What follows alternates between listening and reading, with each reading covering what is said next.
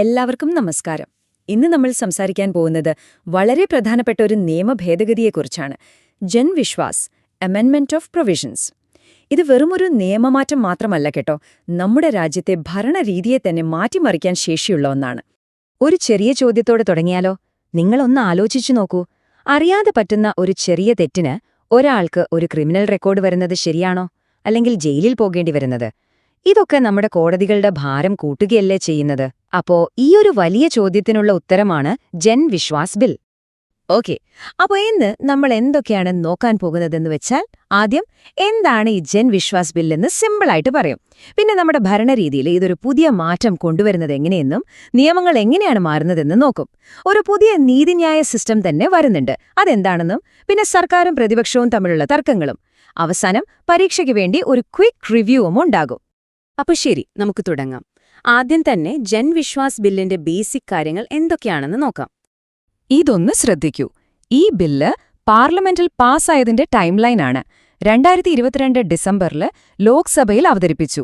പിന്നെ 2023 ലോക്സഭയും രാജ്യസഭയും ഇത് പാസ്സാക്കി. അപ്പൊ ഈ ബില്ലിന്റെ പ്രധാന ലക്ഷ്യം എന്താണെന്നറിയാമോ?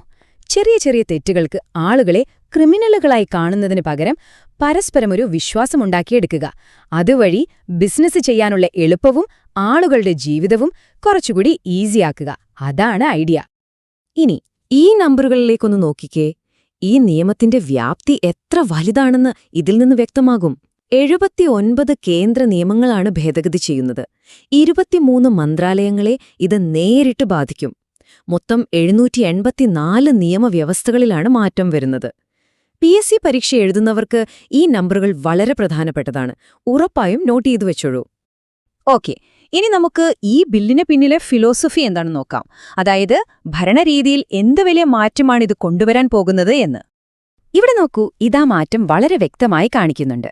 പണ്ട് ബ്രിട്ടീഷുകാരുടെ കാലത്തെപ്പോലെ എല്ലാത്തിനും ശിക്ഷയും പേടിയും അവിശ്വാസവും ഒക്കെയായിരുന്നു. സർക്കാർ ഒരു കർശനമായ റെഗുലേറ്ററെ പോലെയായിരുന്നു. എന്നാൽ പുതിയ സമീപനം അങ്ങനെയല്ല, വിശ്വാസത്തിൽ അധിഷ്ഠിതമാണ്.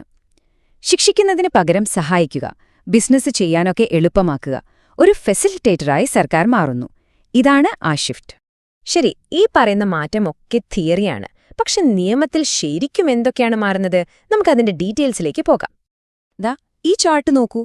മാറ്റങ്ങൾ എത്ര വലുതാണെന്ന് കാണാം.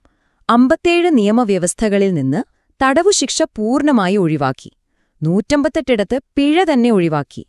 പിന്നെ 113 നിയമലംഘനങ്ങളെ ക്രിമിനൽ കുറ്റമല്ലാതാക്കി പകരം സിവിൽ പിഴകൾ മാത്രമാക്കി മാറ്റി. പ്രധാനമായും ചെറിയ കുറ്റങ്ങൾക്ക് ജയിൽ ശിക്ഷ വേണ്ട എന്നതിലാണ് ഫോക്കസ്. ഇതൊരു ഉദാഹരണത്തിലൂടെ പറഞ്ഞാൽ കുറച്ചുകൂടി ക്ലിയറാകും. നമുക്ക് ഡ്രഗ്സ് ആൻഡ് കോസ്മെറ്റിക്സ് ആക്ട് എടുക്കാം. പണ്ടൊക്കെ നിലവാരമില്ലാത്തൊരു സൗന്ദര്യവർദ്ധക വസ്തു വിറ്റാൽ 1 വർഷം വരെ ജയിലിൽ കിടക്കാമായിരുന്നു, കൂടെ പിഴയും. എന്നാൽ പുതിയ നിയമമനുസരിച്ച് ജയിൽ ശിക്ഷ ഇല്ല. പകരം 1 ലക്ഷം രൂപയോ അല്ലെങ്കിൽ ആ സാധനങ്ങളുടെ വിലയുടെ 3 ഇരട്ടിയോ പിഴ അടച്ചാൽ മതി. കണ്ടില്ലേ മാറ്റം? പക്ഷേ ഇവിടെ വളരെ പ്രധാനപ്പെട്ടൊരു കാര്യമുണ്ട്.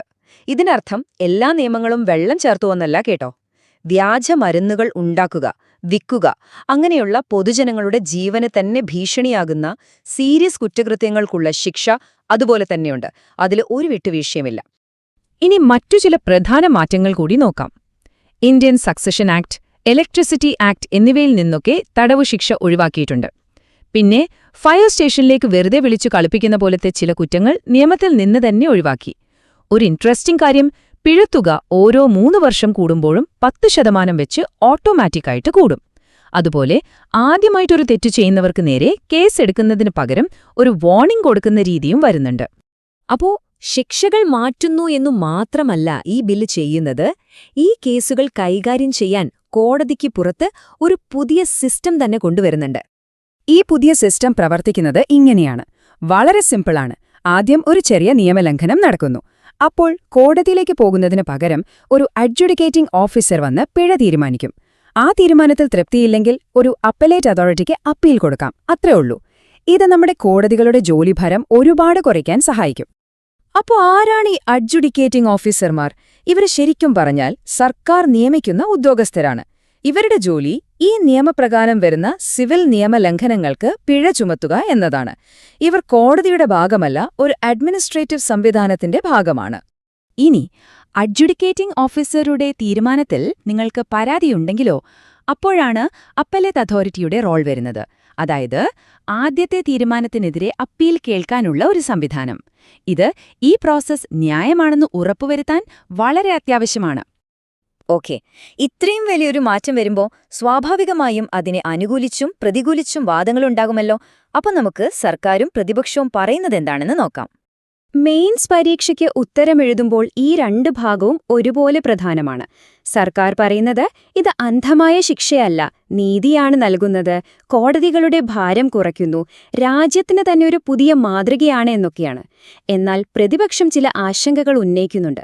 അതായത് ഇത് അഴിമതി കൂട്ടാൻ സാധ്യതയുണ്ടോ, നിയമത്തോടുള്ള പേടി കുറയുമ്പോൾ ആളുകൾ കൂടുതൽ തെറ്റ് ചെയ്യുമോ, ഇങ്ങനെ രണ്ട് വശങ്ങളും മനസ്സിലാക്കി വെക്കണം.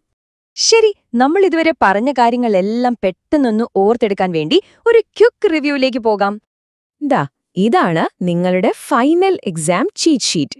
ഓർത്തുവെക്കേണ്ട ഏറ്റവും പ്രധാനപ്പെട്ട പോയിന്റുകൾ: വ്യാപ്തി 79 നിയമങ്ങൾ, 23 മന്ത്രാലയങ്ങൾ. ഫിലോസഫി ശിക്ഷയിൽ നിന്ന് വിശ്വാസത്തിലേക്ക്. പ്രധാന മാറ്റം: ചെറിയ കുറ്റങ്ങൾക്ക് ജയിൽ ശിക്ഷയില്ല, പകരം സിവിൽ പിഴ. പുതിയ സംവിധാനം: അഡ്ജുഡിക്കേറ്റിംഗ് ഓഫീസർമാരും അപ്പലേറ്റ് അതോറിറ്റികളും. പിഴയിലെ മാറ്റം: ഓരോ 3 വർഷത്തിലും 10% വർധന. പ്രധാന ഉദാഹരണം ഡ്രഗ്സ് ആൻഡ് കോസ്മെറ്റിക്സ് ആക്ടിലെ മാറ്റം. പിന്നെ പ്രധാന സംവാദം: ബിസിനസ് എളുപ്പമാക്കണോ അതോ അഴിമതിയുടെ സാധ്യതയുണ്ടോ എന്നത്. ഈ പോയിന്റുകൾ എന്തായാലും മറക്കരുത്. അപ്പോ അവസാനം നമ്മൾ എത്തി നിൽക്കുന്നത് ഒരു വലിയ ചോദ്യത്തിലാണ്. വിശ്വാസത്തെ അടിസ്ഥാനമാക്കിയുള്ള ഈ